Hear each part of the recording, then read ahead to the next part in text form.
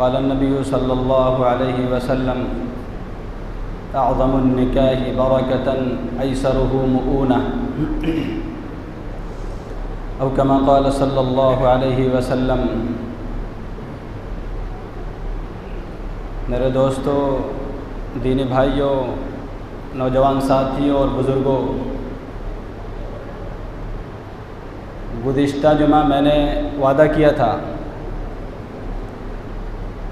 कि रमज़ानुल मुबारक से पहले का जो उन्वान चल रहा था निकाह के ताल्लुक़ से, उस उन्वान को, उस मज़मून को पूरा कर दिया जाए। तो आज हम उसी उन्वान को लेकर के आगे बढ़ते हैं।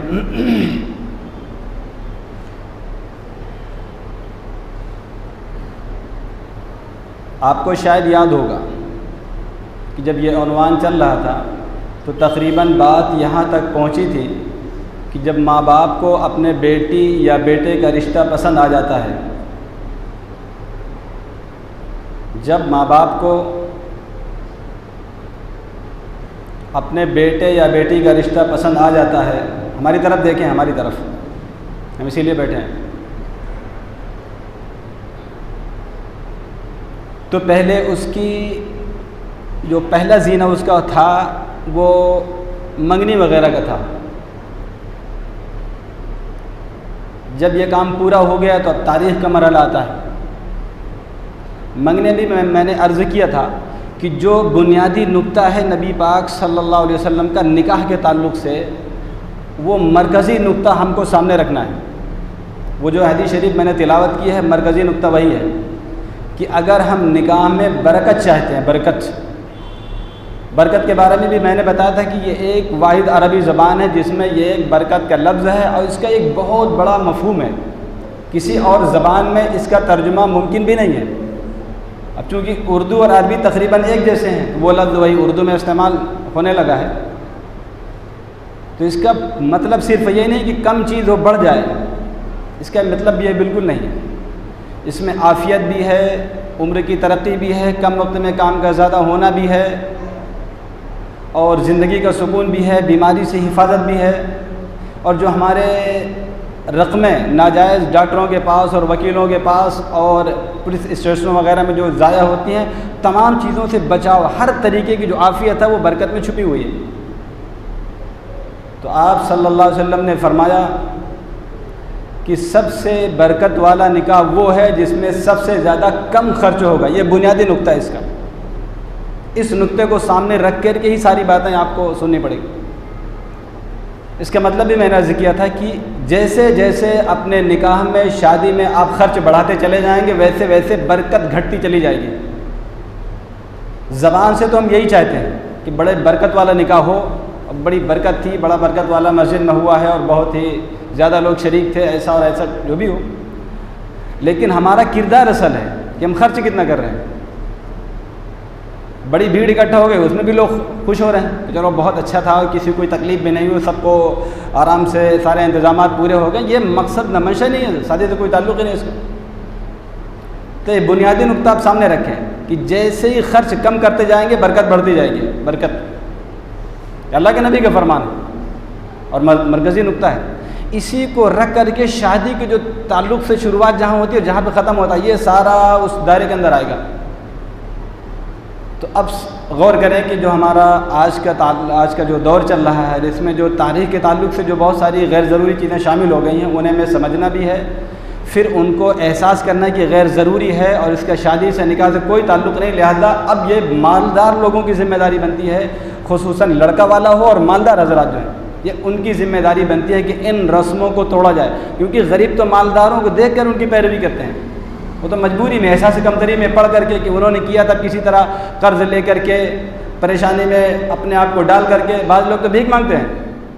वल्लाह आलम कहाँ तक सच्चाई है उनके अंदर। कहते बेटी की शादी है, भीख दे दो, बेटी की शादी भीख दे दो। अगर इस बेटी की शादी पर भीख मांगने की खबर अगर सही हो, मान लिया थोड़ी देर के लिए, अव्वल तो 20 साल में कोई सही आदमी नहीं मिला हमको, जितने भी मस्जिद में आए हमें कोई सही और ईमानदार आदमी नहीं मिला। एक नौजवान आया था, उसके बारे में लगता है कि शायद सही रहा हो, उसकी ज़रूरत नहीं है। मैं कह रहा हूँ कि अगर कोई बूढ़ा आता है कि बेटी की शादी है, भीख दे दो हमको, शादी करना है, अगर उसकी बात सही मान भी ली जाए तो उसका जो होने वाला समधी कहते हैं शायद, उसके लड़के का जो ससुर होने वाला, लड़की का जो ससुर होने वाला है, उसको बता दे कि वो तेरी बहू की शादी के लिए भीख मांग रहा है, तो रिश्ता आज ही तोड़ देगा वो। बता के खबर दे के देख लो, या पहुंचा दे कोई खबर। अगर ये खबर सच्ची मान ली जाए कि बेटी की शादी और भीख मांग रहा है और उसके भीख मांग करके शादी करेगा, तुझको जहेज देगा, अगर ज़रा से भी शराफत है उसके दिल में तो आज ही 1 सेकंड में रिश्ते को तोड़ देगा। और हकीकत तो ये है कि जितने भी ये भिखारी आते हैं सब फ्रॉड है। फ्रॉड का मतलब क्या, ये उनका एक काला धंधा है, नाजायज़ और हराम का जो लुक़मे अपने पेट में भर रहे हैं। क़यामत के दिन इनकी औकात अल्लाह इन्हें दिखा देगा। अल्लाह हम सब की हिफाजत फरमाए। और मैंने कहा था, फिर कह रहा हूँ कि जितने भी भिखारी अपने लिए आते हैं, मस्जिद के लिए, मदरसे के लिए, आप बेशक दें। तहक़ीक़ करना चाहते हो तहक़ीक़ करें आप, लेकिन जो अपनी ज़ात के लिए मांगने आते हैं, ख़बरदार मेरे ऐलान के बाद भी मत दें। वो कैंसर का मरीज़ हो, बेटे की शादी हो, टिकट का मामला हो और भटका हुआ हो, किसी ने माल उसका छीन लिया हो, कोई भी हो, बिल्कुल मत दें आप। बहुत ही दिल नहीं मानता तो 2 रुपये 5 रुपये दे दे बस, बाकी वो दिल चाहता तो इसी मस्जिद में दो, तो इंशाअल्लाह उससे बेहतर होगा। 5 रुपये ज़्यादा बिल्कुल मत दें आप। तो बात कहीं और चली जा रही है, भूल जाते हैं। तो मैं कह रहा था कि ये मरकज़ी नुक्ता हमको सामने रखना है। इस मरकज़ी नुक्ते को सामने रख करके अपने दिल से फ़ैसला लेना है कि हम बरकत चाहते हैं कि बेबरकती चाहते हैं।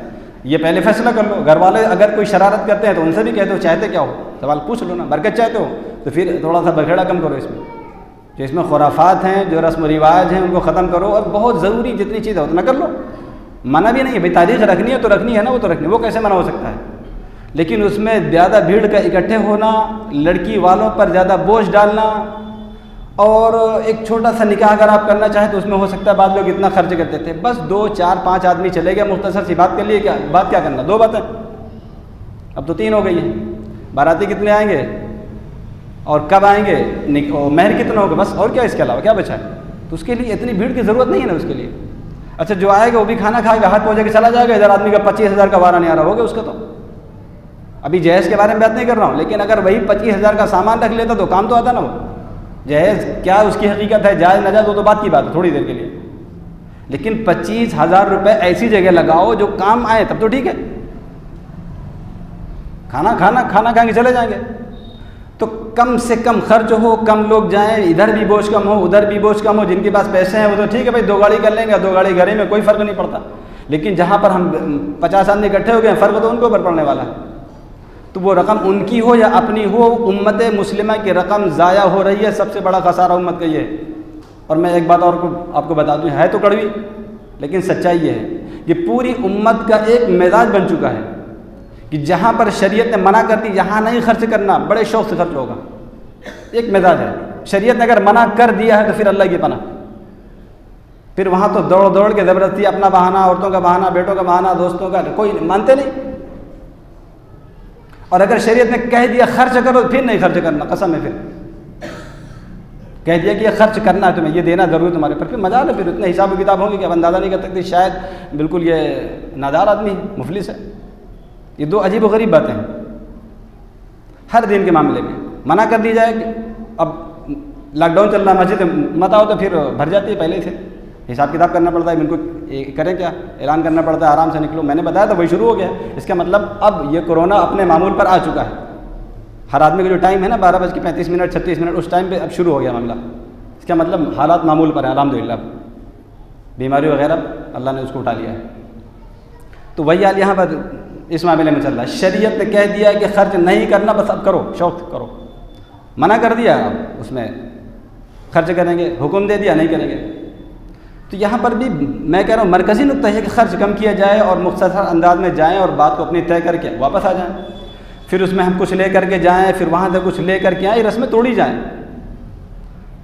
हाँ, जैसे हम हमेशा किसी के यहाँ जा रहे हैं, कुछ हदिया तोहफ़ा फला मिठाई लेकर के चले, आप भी लेकर के जाएँ।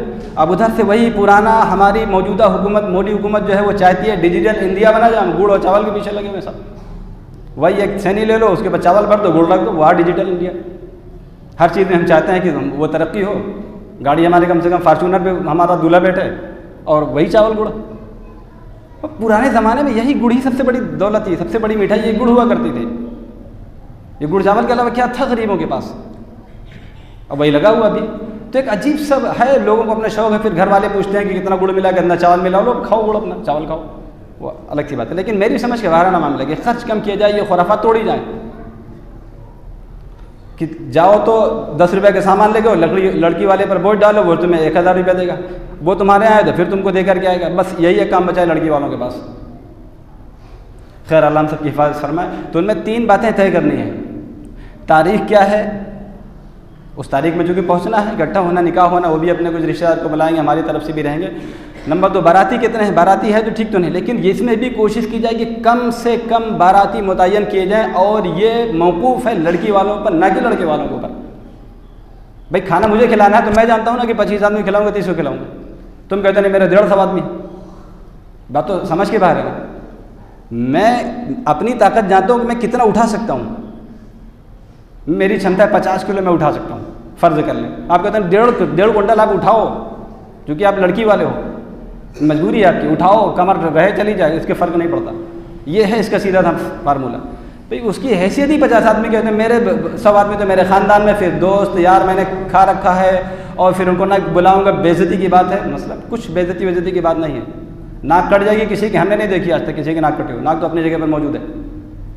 तुमने महसूस किया है अल्लाह के नबी के सामने तू जवाब क्या देगा, हमें ये सीधी से बता। वहाँ पर नाक नहीं, वहाँ पर पूरी ज़िंदगी के बट्टे लगा दिए जाएंगे। जब अल्लाह के नबी पहचानने से इनकार कर देंगे या अल्लाह के नबी धुतकार देंगे बिदत वालों को, तब अंदाज़ा हो कि नाक क्या होती है और इज़्ज़त क्या होती है और ज़िंदगी क्या थी हमारी, और हमने किया क्या है, क्या बोया था और क्या काटना है हमको आज।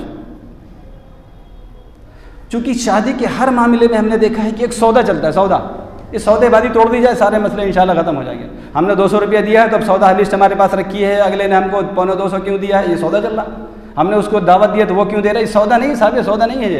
ये सिर्फ निकाह है मौजूदा हालत में, जिसकी जो पोजीशन है उतने लोगों को पूछेगा, बात ख़त्म हो गई। मैंने बताया ना कि अब्दुर्रहमान बिन औफ ने अल्लाह के नबी को नहीं बुलाया था। ये सबक था उम्मत के लिए कि ये इतना बड़ा मसला नहीं है कि आपने अल्लाह के नबी को नहीं पूछा, हंगामा मचा दिया जाए। नहीं, अल्लाह के नबी के आराम का वक्त था, आराम आपका जो है वो पहले है, हमारे निकाह विकाह सब बात की बातें हैं। अल्लाह के नबी के आराम में खलल ना हो। और आराम से बड़ा यह है कि इंसान के ऊपर कर्ज ना आए, परेशानी नहीं हो। ये तो उससे बड़ा मसला है कि लड़की के बाप के ऊपर या लड़के के बाप के ऊपर, दोनों परेशानियों को मत उठाएं।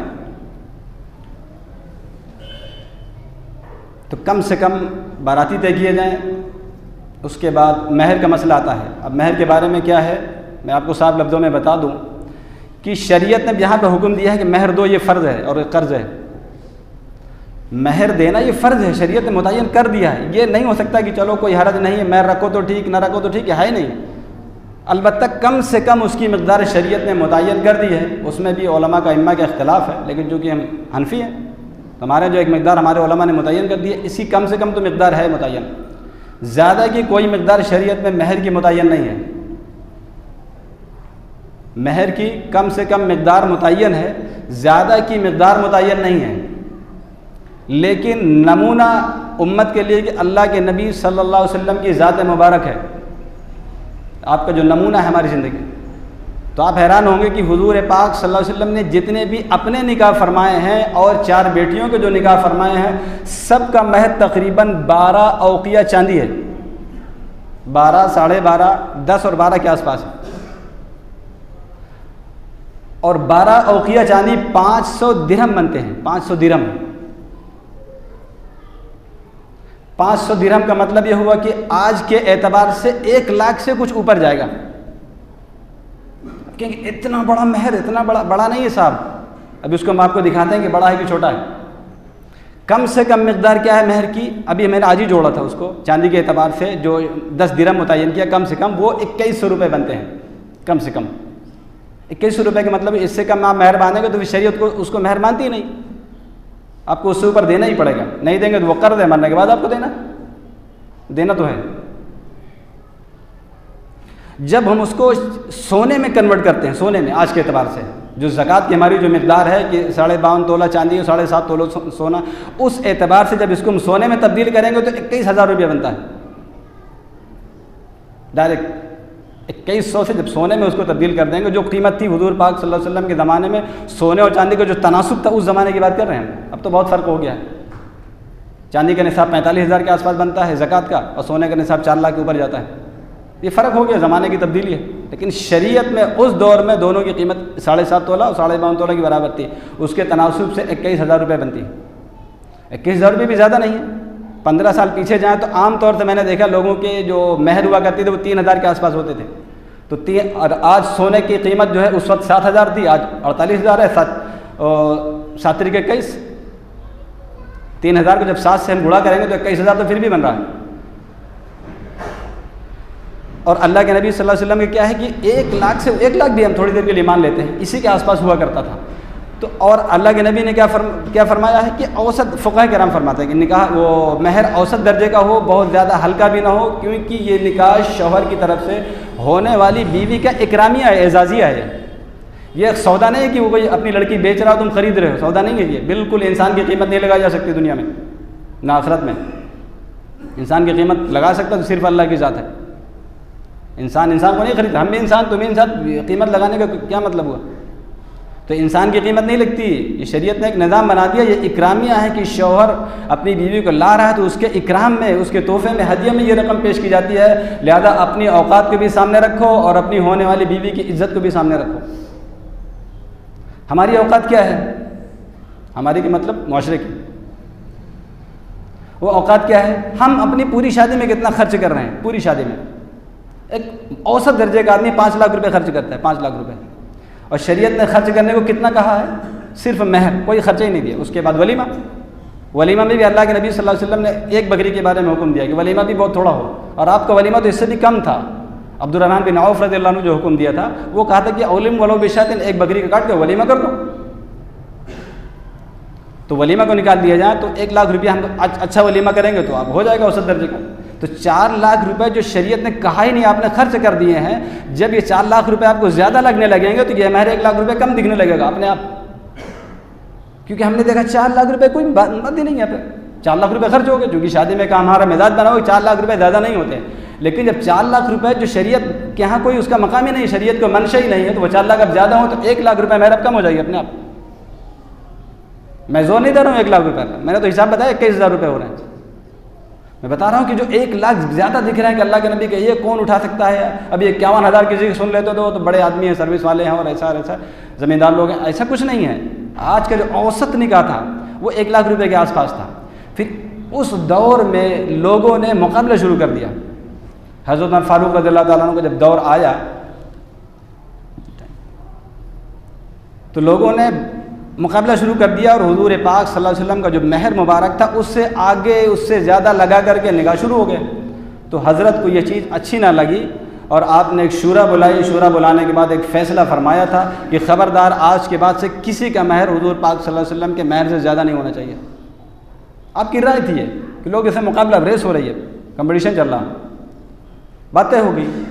आप मस्जिद से बाहर निकले, एक बूढ़ी अम्मा जी, एक खातून मिली, उन्होंने कहा कि उमर क्या कह रहे हो? अल्लाह ने तो कुरान में फरमाया है कि अगर तुम अपनी बीवी को महर में सोने का ढेर भी दे सकते हो। किंतारन का लफ्ज़ आया, वइन आता तुम हुन्ना किंतारन, अगर तुम उनको सोने का ढेर भी देना चाहो तो दे सकते हो। आप कौन होते हैं कि पाबंदी लगा दे कि सिर्फ 12 औक़िया चांदी दी जाए? कुरान का हवाला दिया तो हज़रत उमर फारूक रज़ियल्लाहु ताला अन्हु थोड़ा सा सहम गए। कहा कि अच्छा, कुरान एक, हालांकि हज़रत को सब पता था कि कुरान में क्या हुक्म है, हदीस में क्या है, सब एक एक गोशे पर नजर है, लेकिन वो खातून थी, हवाला कुरान का दे दिया, हज़रत पीछे हटका। कहा ठीक है, अब जिसकी जो मर्जी अपना करे। मंशा हज़रत का यही था कि महर अल्लाह के नबी सल्लल्लाहु अलैहि वसल्लम को जो महर उसके आसपास हो उससे ऊपर न जाए और बहुत ज़्यादा घटिया भी ना जाए, 5,786 पे ना जाए। बात पूरी भी नहीं हुई और वक्त ख़त्म हो गया है। बहरहाल इस मज़मून को आइंदा हफ्ते पूरा कर दिया जाएगा। अल्लाह ताला हम तमाम मुसलमानों को हुज़ूर सल्लल्लाहु अलैहि वसल्लम की इस तालीम पर कि निकाह में ख़र्च कम हो और बरकत ज़्यादा हो।